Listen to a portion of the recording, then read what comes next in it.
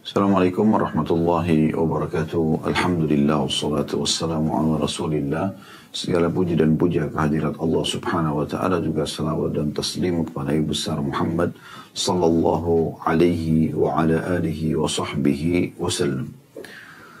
Teman-teman sekalian, pada kesempatan ini kita akan membahas sebuah hadis yang agung sekali berhubungan tentang 7 golongan yang akan dinaungi oleh Allah subhanahu wa ta'ala pada hari kiamat. Tidak ada naungan kecuali naungannya. Tentu dengan bahasan 7 golongan dalam 1 jam itu sangat padat, dan saya sudah merincikan satu persatu dari golongan ini secara tuntas. Satu golongan dengan 1 jam kurang lebih pertemuan, bahkan 1,5 jam, itu di kajian bedah buku Sahih At-Targhib Tarhib di hari Jumat. Dan kita sudah menyelesaikan 7 golongan, artinya ada 7 jam lebih bahasan berhubungan dengan masalah itu. Satu persatu bagi yang berminat untuk mengikuti rinciannya bisa kembali kepada, maksudnya rincian lebih panjang lagi, kepada bahasan kita di Sahih At-Targhib Tarhib. Bisa diikuti, dilihat di playlist YouTube kami di Khalid Basalam Official. Anda cari Sahih At-Targhib Tarhib, bahasan tentang masalah bab solat atau kitab solat, hadis 7 golongan yang dinaungi oleh Allah subhanahu wa ta'ala. Tidak ada naungan kecuali naungannya. Namun pada kesempatan ini insya Allah kita akan coba mengambil intisari daripada bahasan, karena yang 7 jam atau harusnya setiap golongan kita bahas 1 kali pertemuan secara khusus, itu kita padatkan dalam 1 kali pertemuan saja.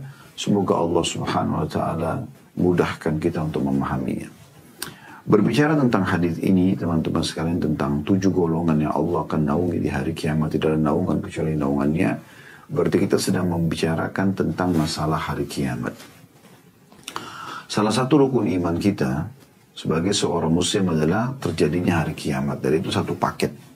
Rukun iman yang kelima, yaitu iman kepada hari kiamat, satu paketnya adalah prosesi kematian, ya, menghadapi malaikat, kemudian sakaratil malaikat maut dan sakaratil mautnya, kemudian prosesi, ya, pindahnya kita ke alam barzah, biasa kita bilang alam kubur, kemudian akan ada hari kebangkitan di mahsyar nanti, dan disitulah hiruk-pikuk kiamat akan terjadi.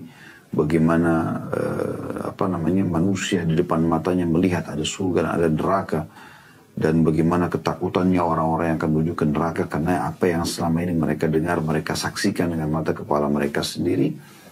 Bahkan digambarkan di dalam Al-Quran yang akan kita bacakan nanti dalam surah Al-Hajj, bagaimana saking takutnya manusia pada saat itu, ya, sudah diberikan bocorannya kepada orang-orang beriman agar jangan kita menjadi orongan seperti mereka ini, yaitu mereka sangat takut melihat neraka dengan gemuruhnya, dengan jeritan-jeritan, teriakan-teriakan orang yang ketakutan yang disiksa di sana, serta juga ditambah kita akan melewati neraka itu untuk menuju ke surga, walaupun kita ahli surga, agar kita tahu seberapa besar siksa yang tadinya bisa menimpa kita kalau kita kufur kepada Allah SWT atau bermaksiat kepada Allah, tidak sempat taubat, maka akan masuk ke dalam tempat di mana depan mata kita manusia seperti kita akan dibakar dan dihukum.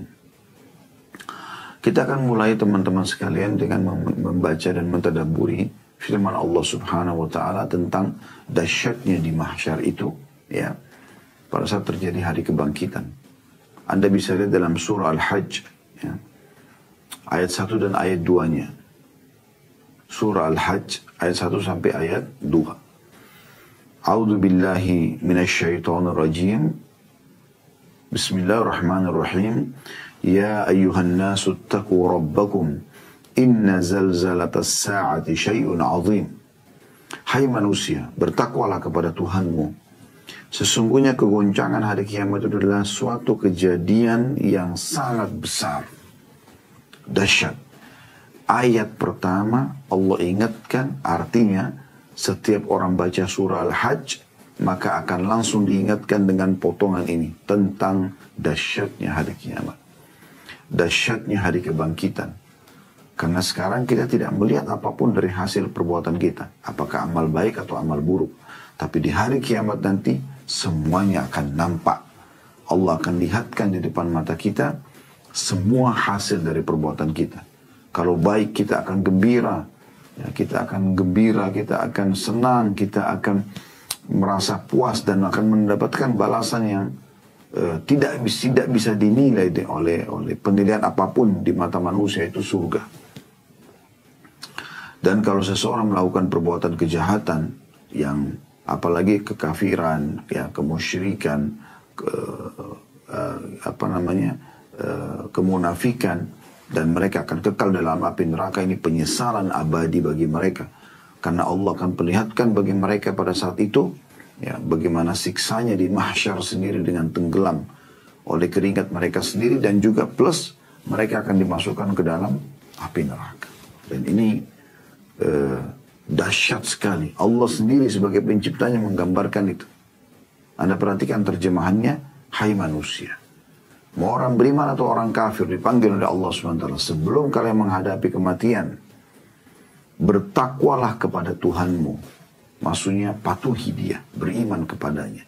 Yang diperintahkan kerjakan, yang dilarang jauhi, yang halal nikmati, yang haram tinggalkan. Sesungguhnya kegoncangan pada hari kiamat. Qiyam artinya hari kebangkitan, di mana kita dibangkitkan dari kuburan lalu kemudian akan diperlihatkan hasil amal-amal kita semuanya, baik atau buruk. Kata Allah SWT, kegoncangan pada hari kiamat itu suatu kejadian yang sangat dahsyat. Dahsyat bagi siapa? Yang dipanggil oleh Allah, manusia di sini.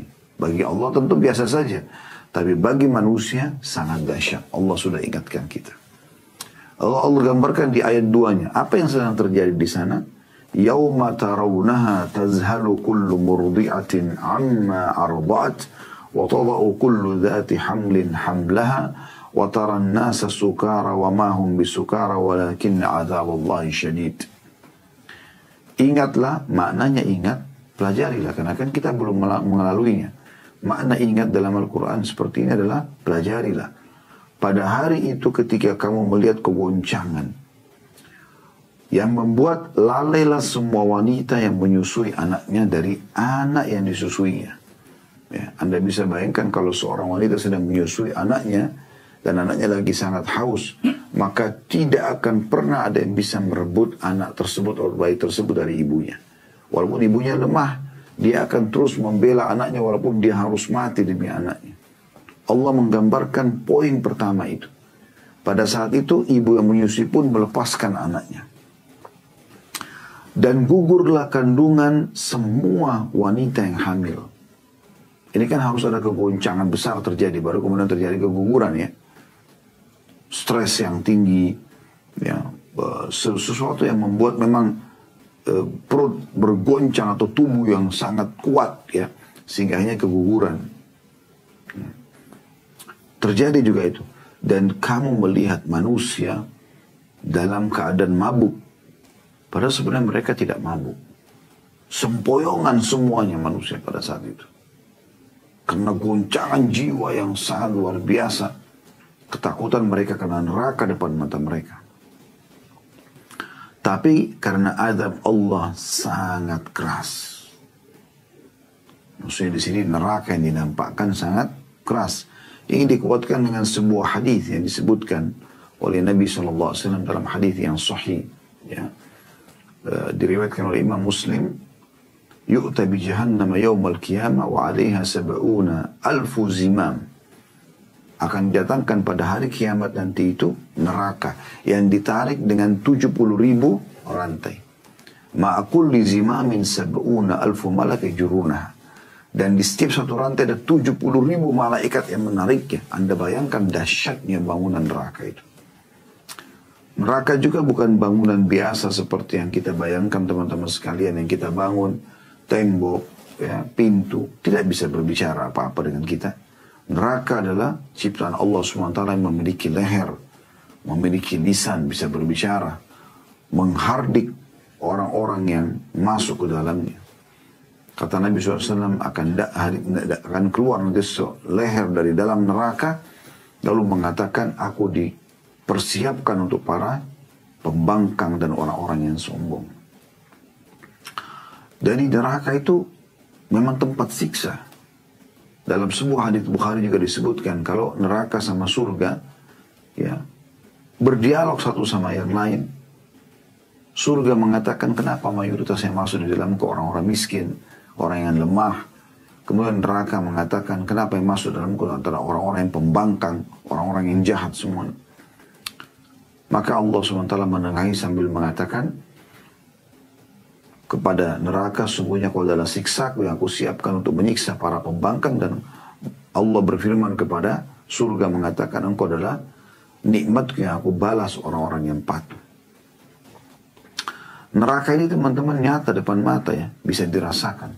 Maksudnya bukan nyata nampak depan mata, tapi bisa dirasakan ya keberadaannya.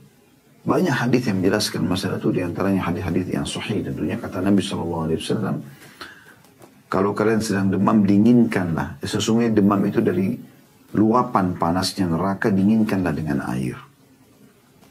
Juga dalam riwayat yang dihasankan oleh para ulama, dan ini sudah kami bedah, hadisnya panjang lebar, di bedah buku, Anda juga bisa lihat di playlist YouTube. Rasulullah SAW bercerita tentang surga dan neraka. 30 pasal sekian neraka kita bahas, dan 30 pasal sekian juga tentang surga. Secara panjang lebar dan terinci tentunya.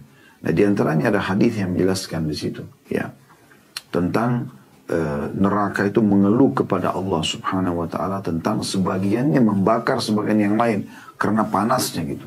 Maka Allah mengizinkan neraka untuk bernafas 2 kali dalam, ya, atau 2 kali. Sekali yang kalian dapatkan kata Allah Subhanahu, kata Nabi SAW dalam hadis ini, sekali yang kalian dapatkan pada saat panas yang sangat, dan sekali kalian dapatkan pada saat dingin yang sangat. Itu semua luapan api neraka. Semuanya itu menyiksa tentunya. Panas yang luar biasa di 45 derajat, 50 derajat, dan dingin yang sangat sampai minus kesekian. Semua itu menandakan adanya neraka. Dalam hadis yang lain kata Nabi SAW, hadis sahih juga, tidak ada seseorang yang memohon kepada Allah 7 kali dalam sehari surga, kecuali surga akan langsung meresponnya mengatakan, ya Allah masukkan ia ke dalamku, karena hamba ini memohon agar dimasukkan ke dalamku. Dan tidak ada seorang hamba yang berlindung kepada Allah dari api neraka sehari 7 kali, kecuali neraka akan mengatakan, ya Allah selamatkan dia dari aku, karena dia telah berlindung kepadamu dariku. Ya. Beruntunglah orang-orang yang beriman. Allah jelaskan dalam surah Al-Baqarah di awal-awal ayatnya kan, A'udzu billahi minasyaitonir rajim. Alif lam mim. Alif lam mim adalah huruf-huruf awal dari Al-Qur'an. Ya Allah lebih tahu maknanya. Dzalikal kitabu la raiba fihi hudan lil muttaqin. Itulah kitab Al-Qur'an yang tidak ada keraguan di dalamnya. Semuanya kebenaran dan petunjuk bagi orang-orang yang bertakwa. Alladzina yu'minuna bil ghaibi wa yuqimuna as-salata wa mimma razaqnahum yunfikun. Yaitu mereka yang mengimani yang gaib.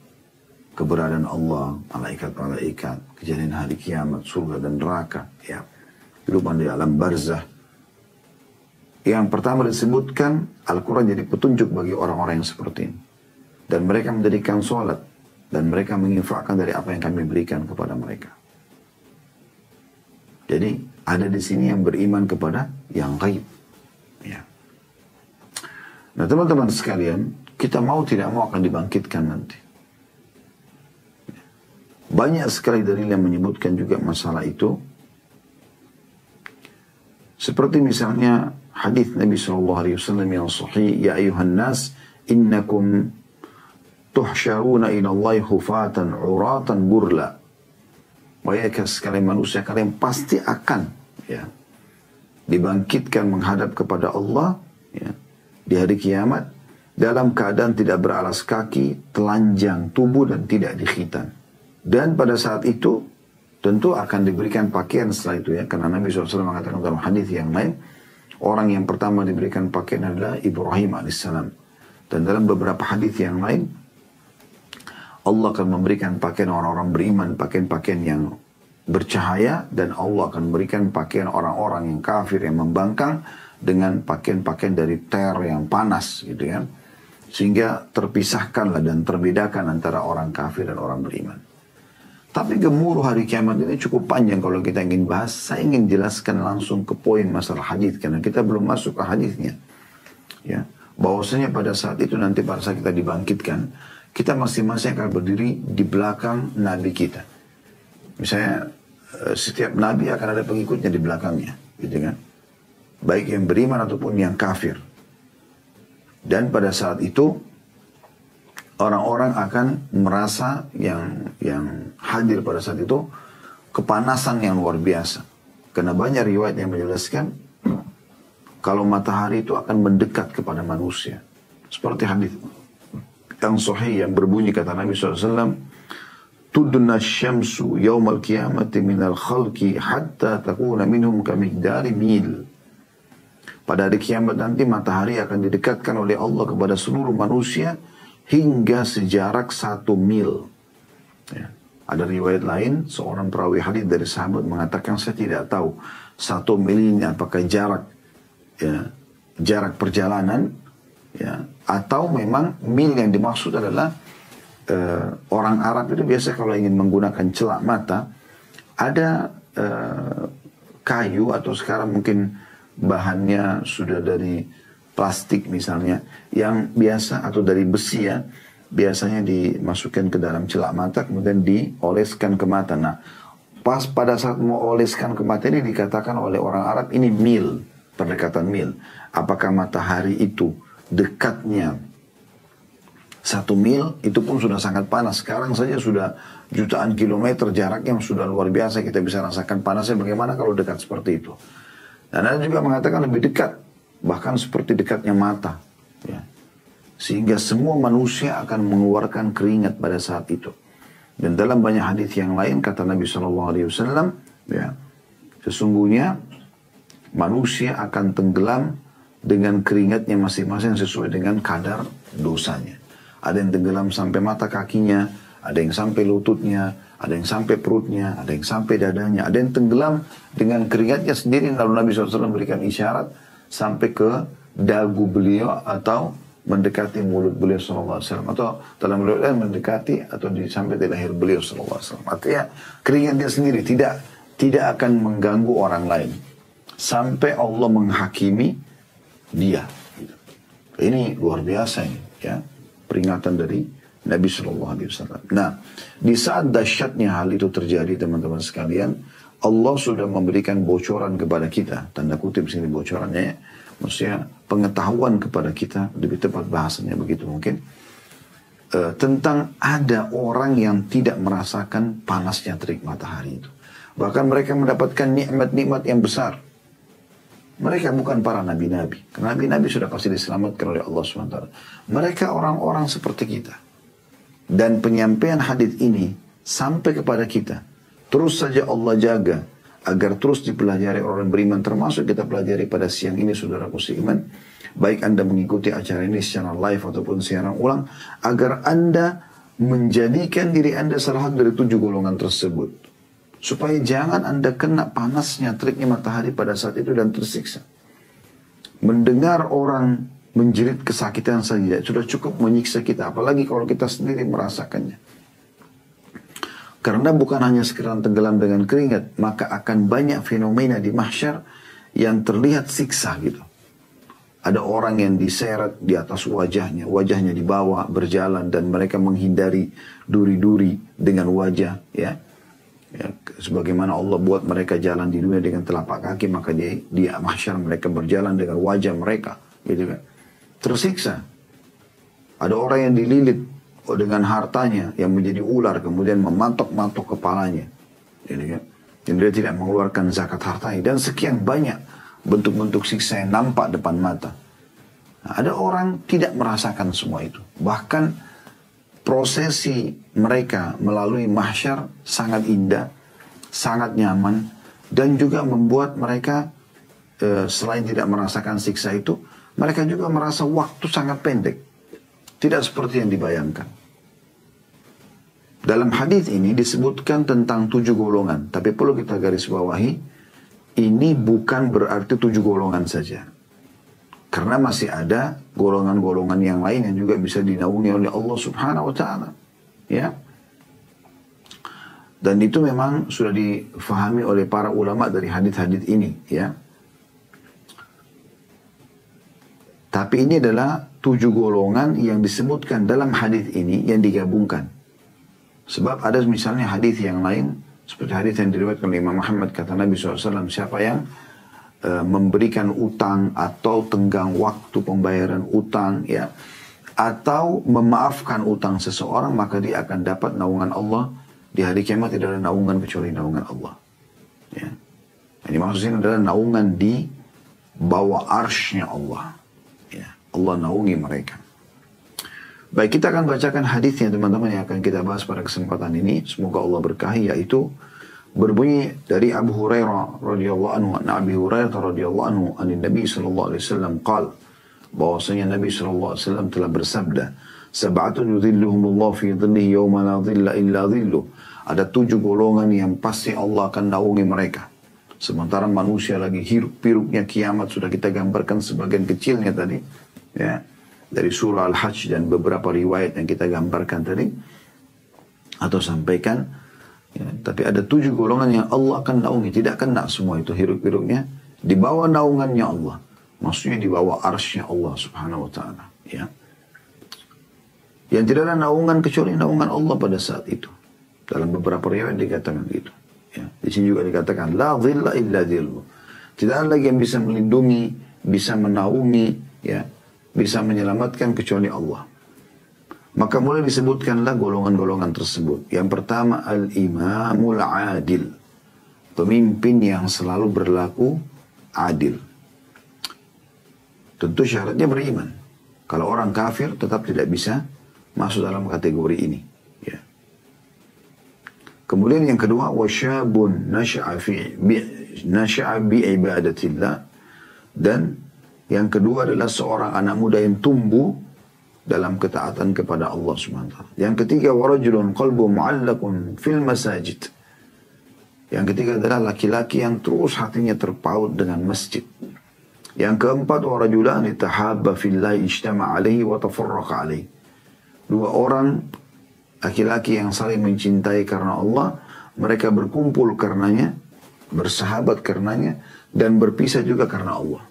Nanti akan kita jelaskan semua itu insyaAllah. Yang kelima, warajulun da'athum ra'atun dhatu mansibin wa jamal faqala inni akhafullah. Yang kelima, seorang laki-laki yang dipanggil oleh wanita yang memiliki 2 ciri khas. Dhatu mansib, punya kedudukan, wa jamal. Ya, kedudukan ini masuk dalamnya, ya, anak terhormat, kekayaan dan segala macam, dan kecantikan. 2 hal ini berkumpul padanya. Lalu dia mengatakan, saya takut kepada Allah. Yang keenam, warajulun tasaddaqa bi shadaqatin fa akhfaha la ta'lamu shimalu ma tunfiqu yaminu. Seseorang laki-laki yang berinfak, ya, dengan tangan kanannya sampai-sampai tangan kirinya tidak tahu apa yang dikeluarkan oleh tangan kanannya. Dan yang ketujuh, yang terakhir, warajulun dzakarallaha khalian fa fadat 'ainah. Seseorang laki-laki yang mengingat Allah sendirian, ya, kemudian kedua matanya meneteskan air mata. Dan hadis ini adalah hadis yang sahih, diriwayatkan Bukhari, Muslim, Ahmad, Tirmidzi, An-Nasa'i, Ibnu Khuzaimah, Al-Baihaqi, semua meriwayatkan hadis ini tentunya. Baik, hadis ini teman-teman, kita langsung masuk ke penjelasan tentang masalah hadis ini, karena melihat waktu, ya.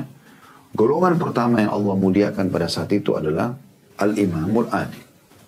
Pemimpin yang adil. Adil di sini, ya, memiliki makna yang luas. Tapi kalau kita mengambil makna khususnya adalah dia berlaku adil, memberikan hak masyarakatnya. Tapi ingat sebagaimana saya katakan tadi, tentu syaratnya juga dia beriman kepada Allah Subhanahu wa taala. Dia beriman kepada Allah Subhanahu wa taala. Karena orang kafir tidak masuk dalam kategori ini. Ya. Itulah yang Allah sebutkan dalam surah Al-Bayyinah, A'udzu billahi minasyaitonir rajim, innal ladzina kafaru min ahli kitabi wal musyrikina fi nari jahannam khalidina fiha. Ya. Sesungguhnya telah kafir golongan ahli kitab dari Yahudi dan Nasrani dan orang-orang musyrik, dan mereka akan kekal dalam api neraka, ya, selama mereka meninggal dalam keadaan kekufuran itu. Dan dalam sebuah hadis yang sahih kata Nabi SAW, tidak ada seorang pun dari Yahudi, Nasrani, ataupun orang-orang Majusi selain daripada ahli kitab mendengarkan aku diutus menjadi nabi, Kemudian mereka tidak beriman kepadaku dan mereka meninggal dalam keyakinan tersebut kecuali mereka jadi penghuni neraka. Nah, jadi ini syaratnya harus orang muslim dia. Pemimpin yang adil adalah muslim. Ditambah dengan keadilan. Kenapa di sini teman-teman yang disebutkan keadilan? Kenapa bukan kejujuran? Ya, misalnya. Kenapa bukan kedermawanan? Kata ulama, karena memang adil itu adalah sesuatu yang menaungi semua itu. Maksudnya, orang tidak mungkin berlaku adil, memberikan hak masyarakatnya, dan menyamaratakan semuanya. Orang yang zalim dibantu orang yang berbuat kezaliman, ya, dihukum, ya. Tidak akan mungkin terjadi kecuali orang itu memang dasarnya bertanggung jawab. Orang itu jujur. Orang itu memang dermawan karena dia ingin berbagi. Tidak mungkin. Jadi adil ini mencakup semua sifat-sifat kebaikan yang kalau dibahas satu persatu juga punya keutamaan tersendiri. Tanggung jawab, amanah, jujur, ya, dan segala macam. Itu masuk di mana adil. Karena tidak mungkin orang berlaku adil kecuali memang dia sudah jujur, dia bertanggung jawab, dia amanah, ya, dan dia bertakwa kepada Allah Subhanahu wa ta'ala. Dan di sini teman-teman sekalian, banyak sekali contoh dalam masalah ini, tapi yang paling nyata adalah kita bisa lihat kepemimpinan baginda Nabi alaihi salatu wassalam. Bagaimana beliau sallallahu alaihi wasallam sebagai suri tauladan setiap orang beriman, sebagaimana Allah sebutkan dalam surah Al-Ahzab, A'udzu billahi minasyaitonir rajim. Laqad kana lakum fi Rasulillahi uswatun hasanah. Pada diri Rasulullah SAW itu ada suri tauladan buat kalian. Nabi SAW selalu berlaku adil. Tidak ada satu kezaliman pun kecuali beliau akan, ya, menangkan orang yang terzalimi dan menghukum orang-orang yang berbuat zalim. Sehingga tidak ada toleransi dalam kehidupan Nabi SAW bagi pelaku kemaksiatan. Dia harus mengakui kesalahannya. Kalau itu ada hubungannya dengan hukuman fisik, maka dihukum secara fisik. Pernah ada seorang wanita dari turunan Quraisy, pejabat, maksudnya turunan pejabat kalau kita sekarang, orang-orang yang terhormat. Di masa jahiliyah mereka punya hukum potong tangan juga bagi orang mencuri, gitu kan. Islam datang memastikan tentang hukum tersebut. Dalam firman Allah Subhanahu wa taala, dan pencuri laki-laki mencuri perempuan, wasariqatu faqta'u aydiyahuma jazaa'an bima kasaba nakala min Allah. Pencuri laki-laki dan pencuri perempuan maka potonglah tangan mereka sebagai balasan hukuman dari Allah, gitu. Dan penghinaan bagi mereka karena mereka mengambil barang orang lain, gitu ya. Yang jelas teman-teman sekalian, tapi di masa jahiliyah dulu mereka pilih-pilih. Kalau yang mencuri masyarakat biasa dipotong tangannya. Kalau yang mencuri orang yang punya kedudukan tidak diganggu gugat. Dan ini terus turun temurun, ya, sifat jahiliyah ini kepada orang-orang yang tidak menerapkan syariat Allah Subhanahu wa taala. Kalau orang terapkan syariat Allah tidak mungkin. Pernah terjadi ada seorang wanita di zaman Nabi SAW setelah masuk Islam. Rupanya wanita ini suka mencuri. Setelah masuk Islam pun dia mencuri, gitu kan. Namun orang-orang sahabat, mereka masih baru masuk Islam dan mereka berkata satu sama yang lain, bagaimana nih, dihukum gak ya? Siapa kira-kira yang bisa menemui Nabi SAW dan menyampaikan tentang masalah ini agar jangan wanita ini dihukum, gitu. Seperti tradisi orang-orang jahiliyah karena dia punya kedudukan, gitu. Maka mereka fikir satu sama lain sampai menemukan seorang sahabat namanya Usama bin Zaid radhiyallahu anhuma. Usama ini adalah anak Zaid. Zaid bin Haritha anak angkat Nabi SAW dan dikenal dengan Hibbin Nabi SAW. Kekasih Nabi SAW. Dan ini juga Usama dikenal, ya, Ibnu Hibbin Nabi SAW. Anak kekasih Nabi SAW. Dan Nabi sangat sayang dengan Usama. Maka mereka meminta Usama yang waktu itu masih muda masuk ke rumah Nabi SAW dan melobi Nabi. Maka Usama pun dengan polosnya datang menyampaikan, ya Rasulullah, seorang wanita bernama Fulana mencuri. Dan saya dikirim oleh sahabat-sahabat Anda untuk melobi. Apakah ini bisa untuk tidak dipotong tangannya? Maka Nabi SAW mengatakan kepada Usama kalimat yang jelas. Ini menunjukkan tentang keadilan seorang pemimpin. Atash'u fi haddi min hududillah ya Usama. Apakah kau menolong, membela orang dalam pelanggaran yang harus kena hukuman dari hukuman-hukuman Allah, hai Usama. Maka beliau mengatakan, demi zat yang jiwa Muhammad dalam genggamannya, kalau seandainya Fatimah binti Muhammad, anakku sendiri, Nabi SAW mengatakan itu. Dan di antara anak-anak perempuan Nabi SAW, Ruqayyah, Ummu Kalthum, Zainab, dan Fatimah. Fatimah yang paling Nabi SAW cintai. Radhiyallahu anhum ajma'in. Jadi Nabi SAW kasih perumpamaan, kalau seandainya Fatimah binti Muhammad mencuri, laqata'tu yadaha, saya pasti akan potong tangannya. Sebagian ulama hadis mengatakan, pencuri wanita ini juga bernama Fatimah kebetulan.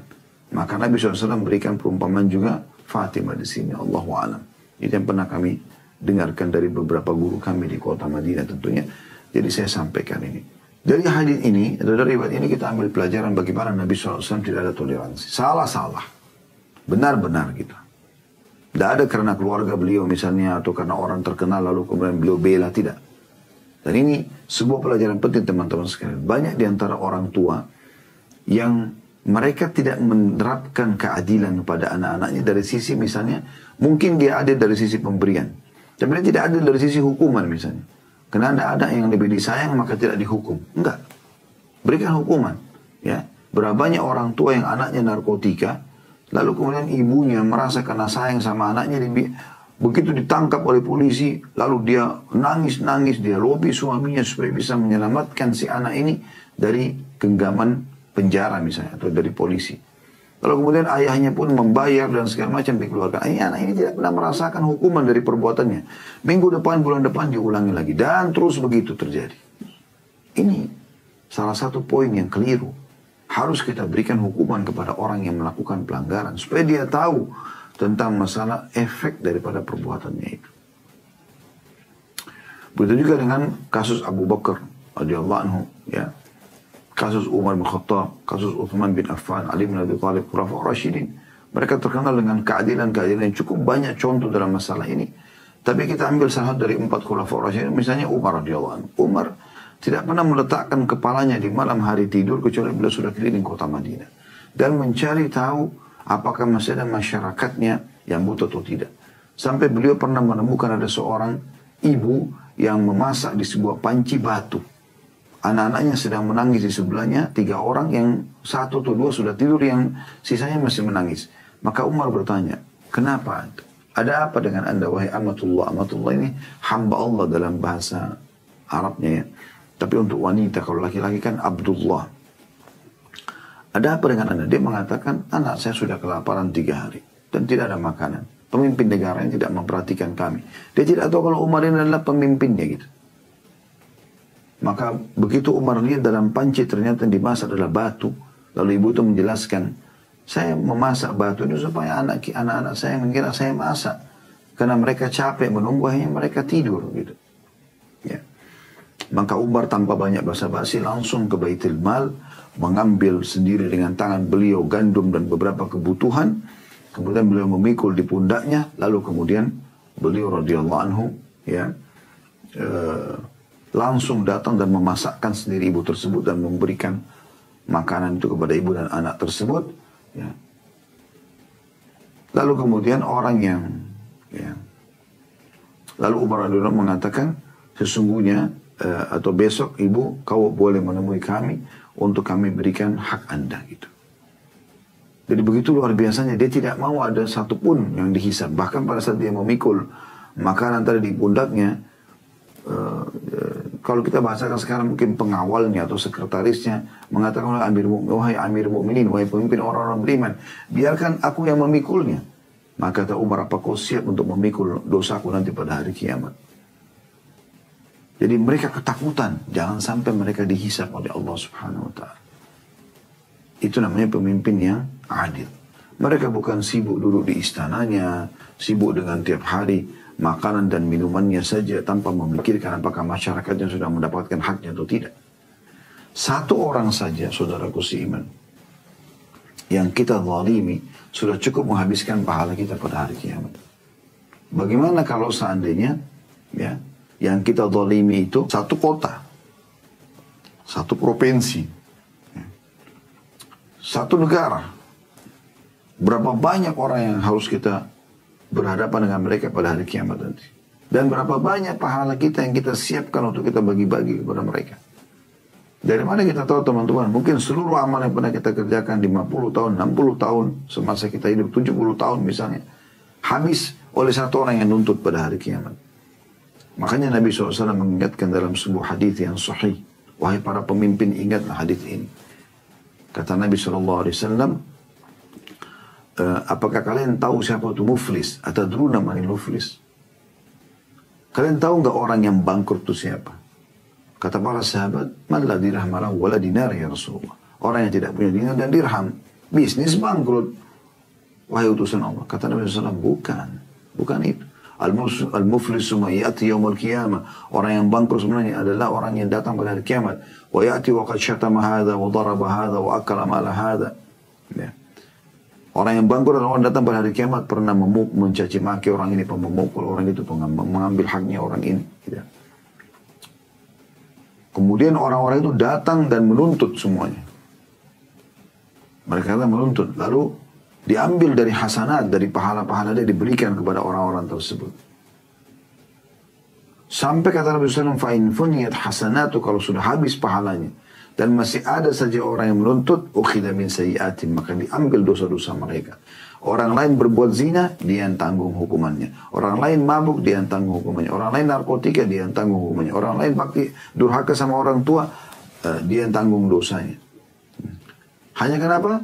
Karena dia pernah menzalimi orang. Itu hadis ini menjelaskan masalah individual ya. Tapi kita bisa tarik hadis ini kepada pemimpin negara yang punya masalah dengan banyak masyarakatnya.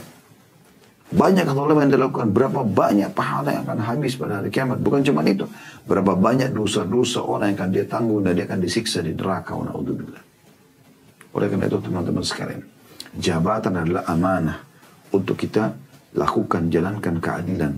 Bukan justru kita menunggangi untuk memuas-muaskan diri kita. Sampai Ali bin Abi Thalib radhiyallahu anhu pernah didatangkan di Kufa, dibuatkan buat beliau sebuah istana kerajaan supaya layak sebagai seorang raja. Maka beliau begitu melihat langsung beliau mengatakan, aku berlindung kepadamu ya Allah dari istana yang membuat aku lalai, yang membuat aku jadi ya mengejar dunia ini. Lalu beliau meninggalkan dan beliau tinggal di rumah biasa. Saking takutnya gitu. Bukan berarti pemimpin tidak bisa tinggal di istana, bukan, bisa saja. Tapi dia harus tahu ada tanggung jawab dia. Kalau enggak, orang-orang di hadapan mata dia ini akan menuntut dia pada hari kiamat nanti. Baik, ini syarah atau penjelasan sederhana, walaupun ini cukup panjang harus dipaparkan, tapi mudah-mudahan ini sudah bisa difahami. Yang kedua adalah seorang anak muda tumbuh dalam ketaatan kepada Allah SWT. Ini dijelaskan oleh Salman Al-Farisi radhiyallahu anhu, beliau mengatakan, afna syababahu wa nasyatahu fi ibadatillah. Artinya, anak muda ini menghabiskan waktu mudanya dan kegiatan-kegiatannya, ya, aktivitasnya dalam ibadah kepada Allah Subhanahu wa taala. Jadi, teman-teman sekalian, masa muda bukan untuk dihabiskan dalam kemaksiatan. Kenapa selalu ada istilah di tengah-tengah masyarakat kita, mumpung masih muda, puas-puasin. Puasin itu bukan dalam hal hafal Quran, ibadah, sholat. Mumpung masih kuat nih, ayo pergi haji. Enggak. Tunggu nanti kalau sudah tua, sudah lemah, baru pergi haji, pergi umrah. Baru pakai kopiah, baru taubat, baru masuk masjid, baru pakai jilbab kalau sudah tua. Mana masa mudanya? Habis dalam kemaksiatan. Ugal-ugalan. Yang digambarkan dalam sinetron-sinetron di negara kita, anak-anak muda yang nakal, yang ganggu gurunya, pergaulan bebas, gonta-ganti pacar. Subhanallah, gitu. Kenapa semua ini? Bahkan kadang-kadang kalau ada anak yang cantik ataupun gagah, menjadi sebuah pertanyaan, ya, kalau anak-anak ini mesti hadir di pengajian, kenapa nggak jadi artis misalnya, yang supaya dia bisa tampil dalam bermaksiat kepada Allah SWT. Kenapa harus begini? Ya. Kenapa harus pura-pura jadi suami, pura-pura jadi istri, terus terbuka aurat, terus ini, terus pelukan, terus ciuman, terus sekarang. Kenapa harus seperti ini? Kenapa bukan dalam ketaatan? Apakah Anda sudah tahu pemilik rumah Darul Arqam yang dipakai dakwah oleh Nabi SAW di awal di Mekah itu umurnya cuma 16 tahun teman-teman sekalian. Apakah Anda sudah tahu Zubair bin Awam dan Talha bin Ubaidillah radhiyallahu anhum, dua orang yang dijamin masuk surga, dua-duanya masuk Islam di umur belasan tahun, satu 16, satu 15 tahun. Ya. Apakah Anda sudah tahu nama yang sering Anda dengar Abdullah bin Abbas, Abdullah bin Umar, Abdullah bin Amr bin As, ya, Abdullah bin Mas'ud, Anas bin Malik, ya, Usama bin Zaid, ya. Banyak sahabat-sahabat yang mereka masih belia, muda sekali. Dan mereka dengan semangat menjalankan agama ini. Mereka anak-anak muda yang harus dijadikan contoh. Kalau Anda sebagai orang tua pernah melakukan masa-masa Anda lalui di masa hidup Anda ini dengan keburukan, Anda bergaul bebas, zina sebelum nikah, Anda minum minuman keras, mabuk, pokoknya pergaulan bebas gitu yang Anda lakukan, maka jangan wariskan kepada anak-anak. Anak-anak harusnya kita bayar kekurangan kita dulu dengan cara memperbaiki mereka. Itu yang benar. Bukan malah kita wariskan keburukan itu. Ini hal yang harus digarisbawahi teman-teman sekalian. Ya. Banyak orang tidak. Dia hamil di luar nikah dulu. Dia bilang sama anak-anaknya, gak apa-apa. Ya. Ini keliru. Kita harus panen pahala dari anak-anak kita. Mereka seperti lembaran putih yang kita tinggal isi. Ya. Kemudian kita panen pahalanya. Sekarang saya lagi ceramah menyampaikan kepada Anda nasihat-nasihat ini.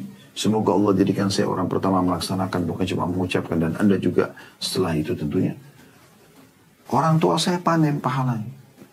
Karena mereka sibuk di saat saya masih kecil masuk ke pesantren, belajar agama. Dan saya terus dimotivasi gitu. Alhamdulillah Allah mudahkan saya bisa belajar. Walaupun saya juga masih punya banyak kekurangan, masih harus terus belajar. Masih ada kesalahan-kesalahan, tapi paling tidak saya sudah bisa mengarahkan diri saya kepada agama yang saya ketahui sebatas ilmu saya, dan saya bisa ajarkan kepada orang lain. Ya, tidak ada manusia yang sempurna tentunya. Kenapa? Kenapa kita harus lahirkan anak-anak kita lalu kita biarkan mereka ke pergaulan bebas? Saya lihat banyak di antara kerabat kami bahkan begitu. Orang tuanya kaya raya lalu dia biarkan saja anaknya bergaul bebas. Bawa pacarnya ke rumah, narkotika, mabuk-mabukan, setiap malam Ahad keluar ke diskotik, ke karaoke. Biarkan. Akhirnya pada saat ada masalah ditangkap oleh polisi, pada saat hamil di luar nikah, pada saat ini malu, baru malu. Kenapa malu? Ya, terima saja konsekuensinya. Kenapa enggak suruh anak-anak kita ke masjid, kenalkan mereka masjid, majelis ilmu, tutup aurat dari awal. Ajarkan mereka tanggung jawab, amanah, kejujuran, dan seterusnya. Allahul Musta'an. Dan kata Nabi SAW dalam sebuah hadits, Inna Allah yujibu bin syabil laysa lahu sabwa. Allah itu kagum dengan anak muda tidak mengikuti hawa nafsunya.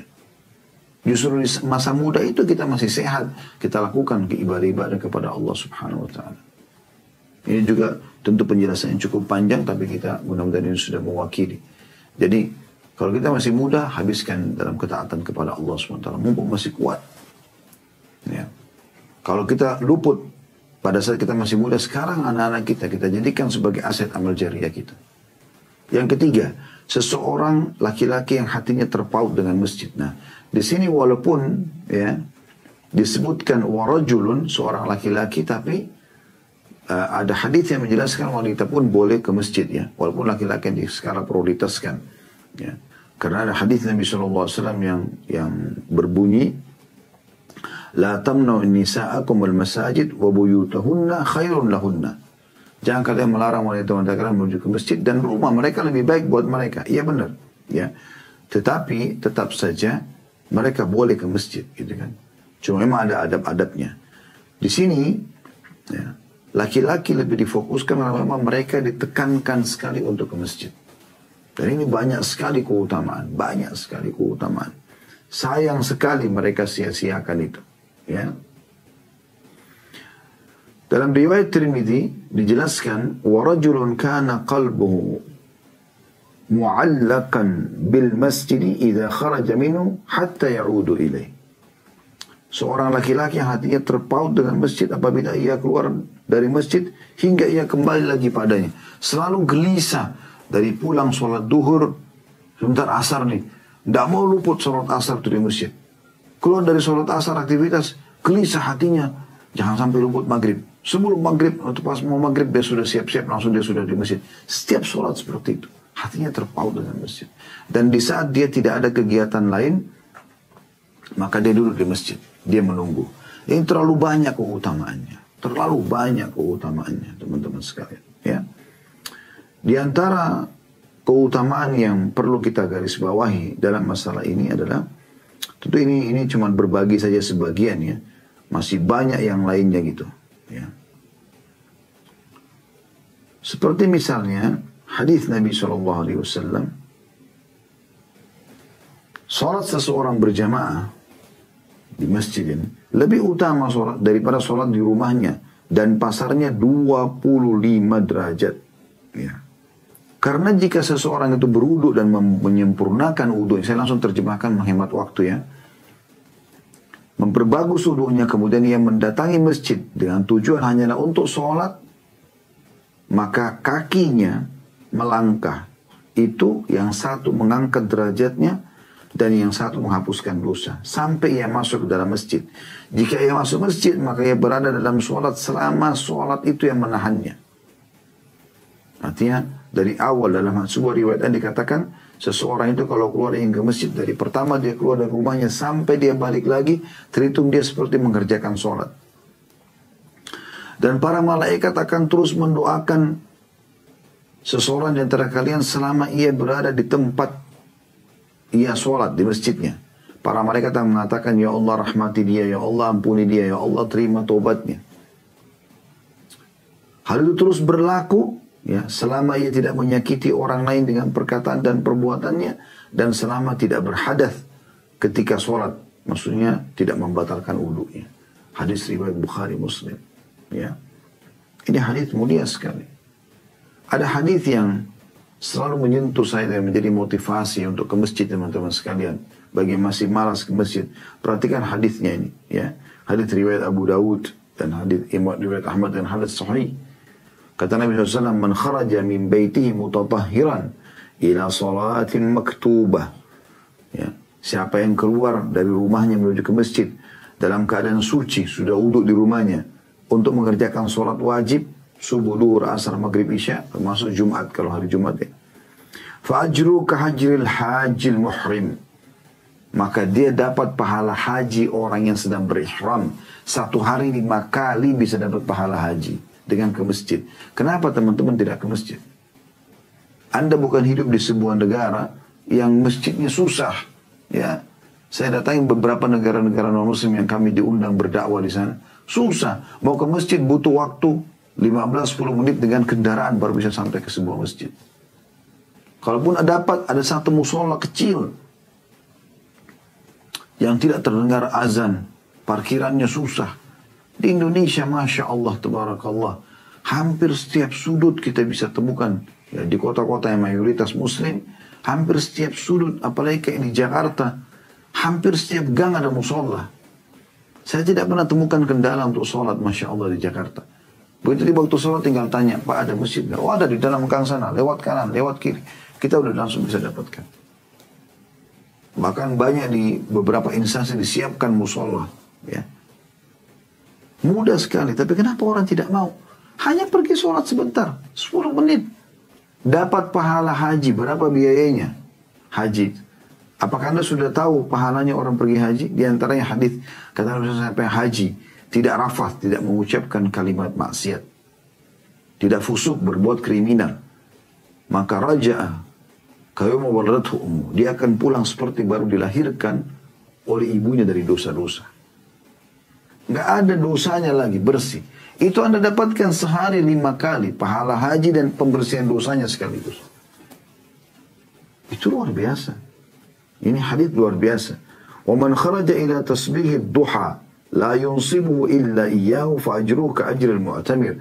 Dan siapa yang keluar mau sholat duha, menuju ke masjid tapi sholat duha di waktu duha, Anda pada saat mau pergi kerja segala macam, Anda mampir di masjid sebentar, Anda sholat duha, maka pahalanya sama dengan pahala orang yang berumrah berihram. Itu luar biasa gitu. Ada pernah seorang laki-laki di zaman Nabi SAW, dan hadis ini disampaikan oleh Ubay bin Ka'ab radhiyallahu anhu. Beliau mengatakan, "Kana rajulun la a'lamu rajulan ab'ada minal masjid minhu." Saya pernah menemui seseorang, maksudnya di zaman Nabi SAW, waktu beliau masih hidup.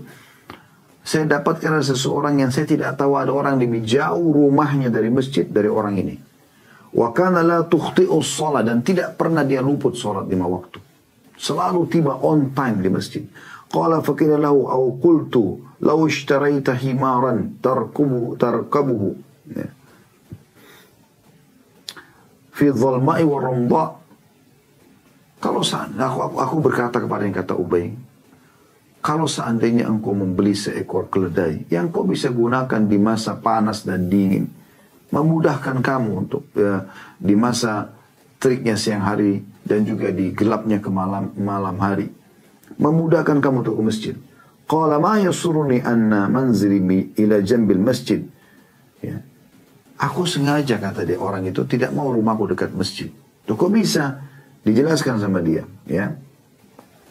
Inni uridu an yuktaba li man syaya ila masjid wa ruju'i idza raja'tu ila ahli.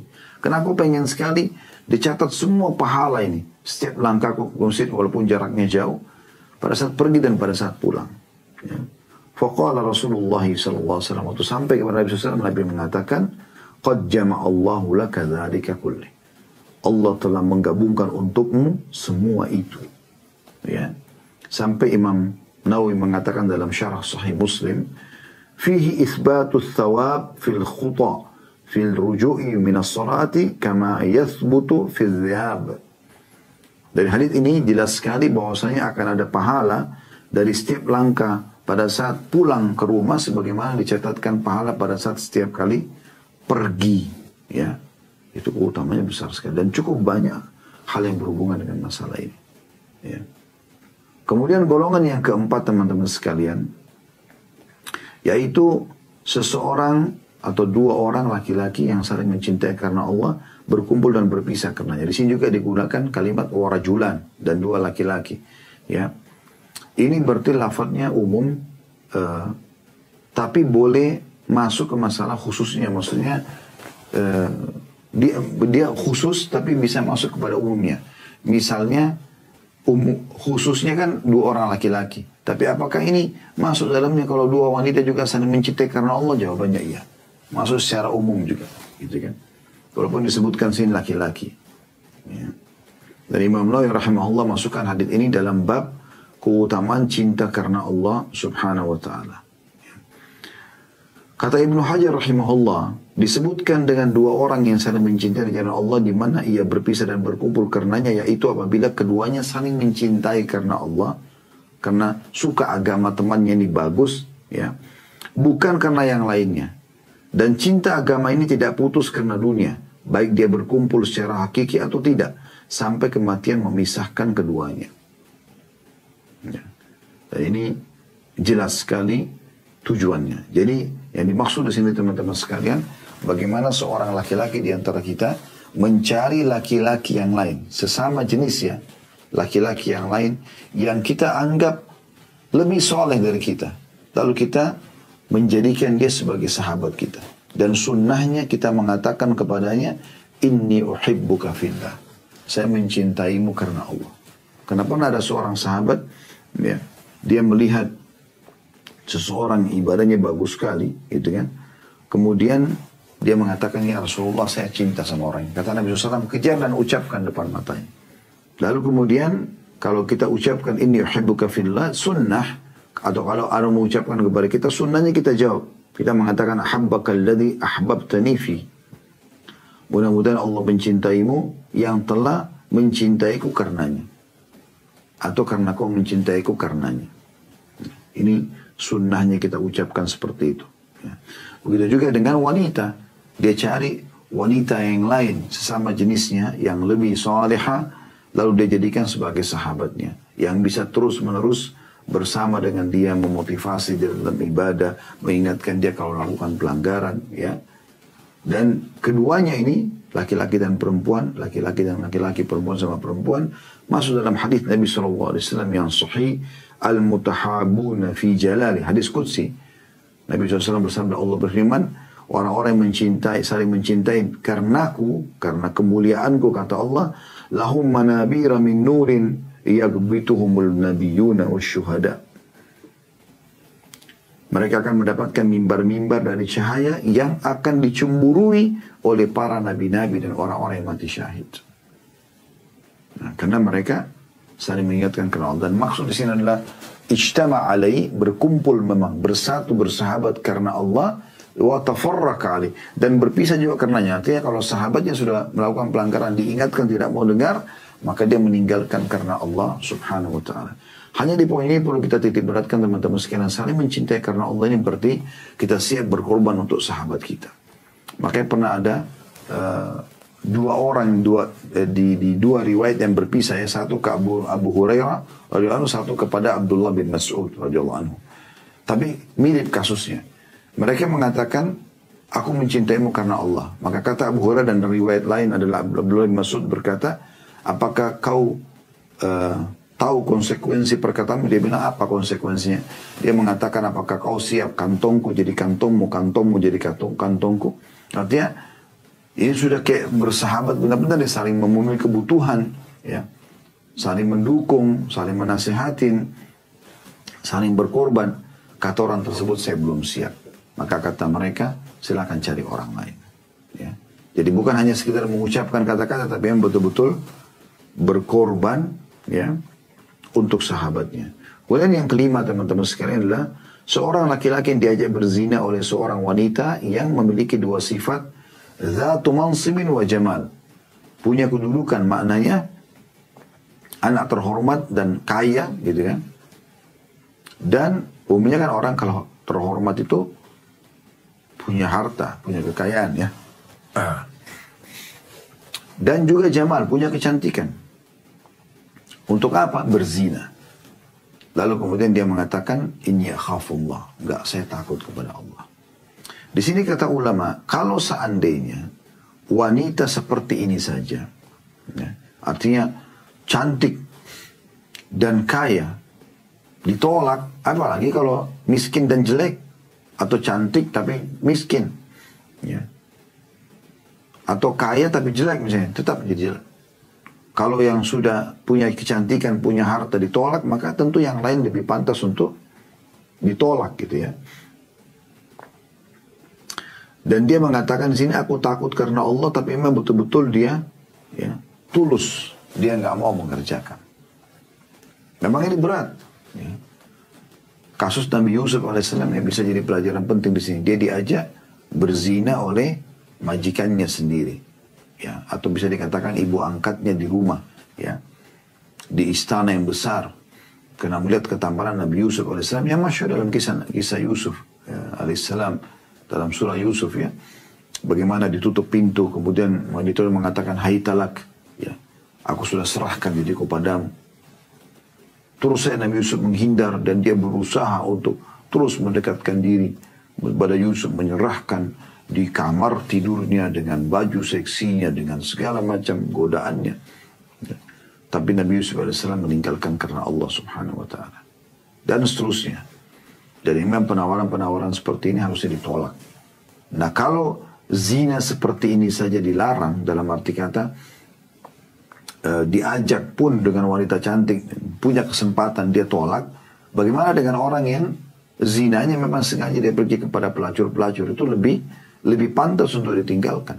Jelas-jelas perempuan kotor, kalau ini perempuan terhormat pun ditolak, apalagi kalau perempuan yang keliru. Jadi sebenarnya intinya meninggalkan perbuatan zina karena Allah subhanahu wa ta'ala. Dan Allah sudah mengingatkan dalam surah Al-Isra, surah nomor 17 ayat 32, A'udzu billahi minasyaitonir rajim, wa la taqrabuz zina innahu kana fahishatan wa sa'a sabila. Dan janganlah kamu mendekati zina karena sungguhnya perbuatan itu keji dan jalan yang buruk. Ya. Karena arti kata hindari semuanya yang mengajak ke situ dari apapun sifatnya sehingga terjadilah perzinahan itu.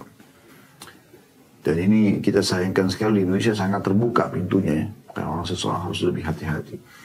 Yang keenam yang dinaungi Allah SWT adalah seseorang yang bersedekah. Disebutkan juga sini warajulun tasaddaq. Digunakan kata-kata rajul seorang laki-laki. Tapi maksud dalamnya wanita juga di sini, ya. Seseorang laki-laki yang bersedekah dengan sesuatu yang ia menyembunyikan hingga tangan kirinya tidak tahu apa yang dikeluarkan oleh tangan kanannya. Tentu ini adalah bahasa kiasan, ya. Karena kalau tangan kanan keluarkan, tangan kiri juga tidak tahu kalau dalam pandangan manusia, ya. Seperti itu kurang lebih. Jadi memang di sini teman-teman sekalian ada pelajaran banyak diambil. Yang pertama dianjurkan melakukan perbuatan baik dengan tangan kanan, ya, termasuk bersedekah. Makanya Imam Bukhari rahimahullah menyebutkan dalam kitab zakatnya bab khusus pada saat membahas juga hadits ini, bab as-sadaqatu atau as-sadaqatu bil yamin. Sedekah yang menggunakan tangan kanan, itu pelajaran. Dan juga pelajaran yang lain adalah bagaimana seseorang itu kalau tangan kirinya saja dalam hadis ini disebutkan tidak tahu bagaimana dengan orang lain. Agar jangan riya gitu. Agar jangan riya. Kita harus usahakan merahasiakan semaksimal mungkin. Kecuali dalam keadaan darurat memang apa boleh buat. Misalnya ada orang di depan umum minta bantuan dan tidak mungkin. Kalau kita tidak kasih mungkin dia udah pergi dan tidak dapat bantuan. Atau kita sedang lewat ada kotak amal masjid di pinggir jalan, kita harus memberikan. Kalau tidak mungkin kita tidak lewat lagi di jalan itu misalnya. Atau mungkin besok kita lewat sudah tidak lagi kotak amalnya.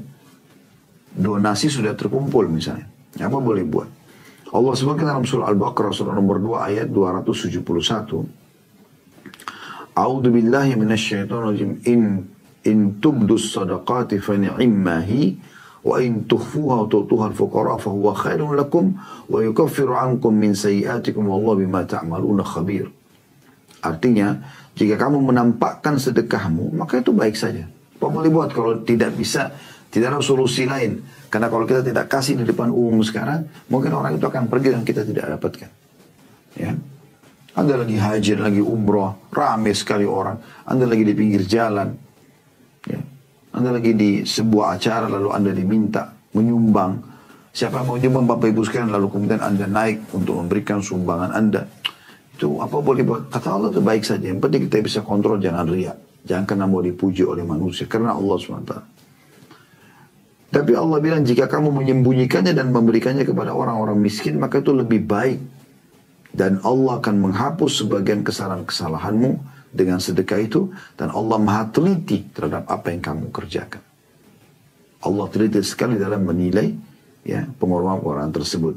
Dan teman-teman sekalian ini usahakan kita rutinkan sedekah tersebut. Dan jangan sampai sedekah-sedekah ini batal hanya karena kita ingin pujian orang. Ya. Atau hanya karena menyakiti orang yang menerima. Allah ingatkan itu ya. Karena sayang sekali. Banyak orang suka bersedekah. Tapi biasanya tidak bisa terkontrol. Cerita terus. Hampir seluruh orang yang ditemui tahu kalau dia pernah bersedekah di masjid ini, di yayasan itu, di pesantren ini. Apa manfaatnya? Ya. Allah menyebutkan dalam surah Al-Baqarah, surah nomor 2 ayat 264. A'udzu billahi minasyaitonir rajim. Ya ayyuhalladzina amanu la tubtilu shadaqatikum bil manni wal adha kalladzi yunfiqu malahu riya'an nasi wa la yu'minu billahi wal yawmil akhir famathaluhu kamathali safwanin 'alayhi turabun fa asabahu wabilun fatarakahu salda la yaqdiruna 'ala shay'in mimma kasabu wallahu la yahdil qaumal kafirin. Hai orang-orang beriman, janganlah kamu menghilangkan pahala sedekahmu dengan menyebut-nyebutnya dan menyakiti perasaan si penerima. Seperti orang yang menafkahkan hartanya karena riya kepada manusia. Dia pengen pada saat kasih, orang itu mengatakan terima kasih ya. Kalau tidak dibilang terima kasih, oh nggak tahu terima kasih nih. Kalau orang itu tidak puji. Untuk apa? Biarkan aja. Urusan kita sama Tuhan kita Allah. Tidak perlu pujian dari orang gitu. Seperti orang yang menafkahkan hartanya karena riya kepada manusia. Dan dia tidak beriman kepada Allah hari kemudian. Bukan karena Allah, bukan karena mengejar pahala di hari kiamat. Maka perumpamaan orang itu yang karena riya, pamer-pamer, hanya karena mau dipuji oleh orang. Seperti batu yang licin, di atasnya ada tanah. Diibaratkan tanah itu adalah sedekahnya dia. Batu yang licin gitu. Ya. Ditaruh. Sehingga tanah itu ya bisa jadi, ya bisa karena licinnya, tanah itu bisa berceceran, jatuh gitu. Ditambah lagi karena dia cerita sama orang, kemudian batu itu ditimpa hujan lebat. Ceritanya dia ini adalah hujan lebat. Lalu menjadi bersihlah dia tanpa bertanah. Mereka tidak menguasai sesuatu pun dari apa yang mereka usahakan, dan Allah memberi petunjuk kepada orang-orang yang Allah tidak memberi petunjuk kepada orang-orang yang kafir. Intinya sedekah teman-teman sekalian, dan kejar hadis Nabi SAW yang berbunyi dalam hadis Bukhari, setiap pagi Allah turunkan 2 malaikat setiap hari. Yang satu mengatakan, ya Allah lapangkan rezeki orang yang bersedekah. Yang satu mengatakan, ya hancurkan, binasakan orang yang bakhil. Kata Ibnu Hajar rahimahullah pada saat menjelaskan hadis ini, yang dimaksud dengan hancurkanlah diri orang itu dan juga hartanya. Sedekah adalah kunci kebaikan jiwa seseorang. Kapan dia suka bersedekah berarti jiwanya sudah baik, sudah bersih, suci. Karena dia dengan bersedekah itu teman-teman berarti hatinya memang baik, mau berbagi dengan orang. Yang terakhir teman-teman golongan adalah warajulun dzakarallaha khalian fafadat ainah. Seseorang laki-laki, di sini maksud juga maknanya perempuan tentunya ya, yang mengingat Allah sendirian kemudian dia meneteskan air mata. Ini keutamaan menangis karena Allah Subhanahu wa taala. Ya, karena dia rindu dengan surga, dia takut dengan neraka, dia mengenang dosa-dosanya, dia merasa malu dengan Allah misalnya, maka dia lalu meneteskan air mata. Atau ada luput masa-masa lalunya dari amal-amal saleh dan dia sesali. Semua itu karena Allah SWT. Menangisnya karena itu. Maka Nabi SAW sebutkan dalam sebuah hadis yang lain menguatkan ini, ainani la tamassuhuman nar. 2 mata yang tidak akan pernah disentuh oleh api neraka. Mata yang pertama, ainun bakat min khasyatillah. Mata yang meneteskan air mata karena takut kepada Allah, karena tunduk kepada Allah, mengingat kebesaran Allah, ya, merasa rindu dengan Allah, merasa cinta dengan Allah, merindukan janji-janji Allah dari surga dan balasan kebaikan di hari kiamat nanti, takut dari siksa Allah SWT, takut dari neraka yang Allah jadikan sebagai ancaman, ya, karena Allah jadikan ancaman maka dia takut, gitu kan. Yang kedua, wa'ainun batat tahrusu fi sabilillah. Mata yang begadang karena menjaga perbatasan peperangan, ya, sehingga dia bisa, ya, terlindungi atau bisa melindungi kaum muslimin dari gangguan orang-orang tentunya. Intinya teman-teman sekalian, menangis ini tentu bukan dibuat-buat, tapi menangisnya karena Allah SWT. Dan ingat tadi sudah kita jelaskan firman Allah SWT, Allah itu maha teliti terhadap apa yang kalian lakukan. Allah maha tahu siapa yang ikhlas, siapa yang tidak ikhlas, gitu, ya. Anda tiba-tiba menangis karena Anda tersenyum dengan merenungi sebuah kisah hadis, kisah sahabat, kisah orang saleh tentang surga, tentang neraka, maka itu karena Allah SWT. Dan umumnya ini orang kalau ikhlas karena Allah pasti dia tidak akan pamer, ya. Dia menangis tapi seperti dia berusaha maksimal untuk menyembunyikan, ya. Sebagian salah pada saat tersentuh dengan sebuah kisah dan mereka sedang menyampaikan ceramah misalnya, maka mereka membuat diri mereka seakan-akan mereka lagi flu, mengambil sapu tangan lalu kemudian membersihkan hidungnya, padahal sebenarnya mereka sedang meneteskan air mata karena Allah SWT. Tapi di saat Anda tidak bisa membendungnya dan Anda tetap ikhlas karena Allah juga masuk dalam masalah ini teman-teman sekalian. Dan ini 7 golongan yang semoga Allah SWT menjadikan kita termasuk salah satu dari golongan-golongan ini, dan tidak sulit untuk melakukannya. Tinggal Anda bagaimana ikhlas memohon kepada Allah SWT agar dimasukkan dalam salah satu dari 7 golongan, dan juga Anda aplikasikan dalam kehidupan Anda menjadi salah satu dari golongan tersebut.